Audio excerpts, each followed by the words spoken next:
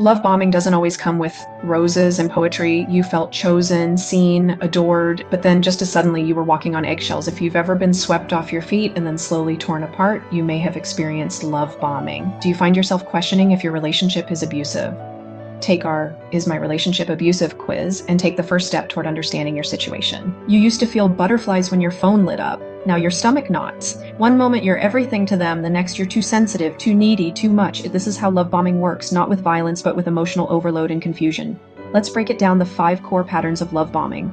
Speed that feels like destiny. Love bombers don't waste time. There's no time to reflect or check your own feelings. They move fast, emotionally, physically, and verbally. They call you their soulmate within days, talk about marriage or your future together before they know anything real about you. It doesn't feel grounded. You're caught in that high, and slowing down feels like ruining the magic. Intimacy that skips depth. They mirror your pain, echo your values, but never truly reveal who they are underneath. They share twisted personal experiences, emotional wounds, even tears, fast.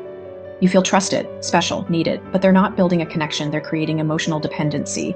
Soon, you feel responsible for their healing, and they expect constant reassurance. Affection that comes with conditions.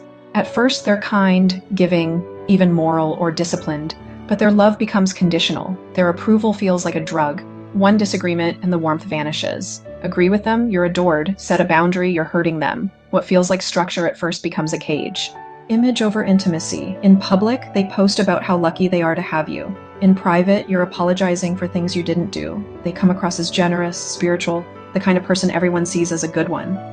But behind closed doors, it's a different story. You're not really seen, you're often criticized or made to feel guilty.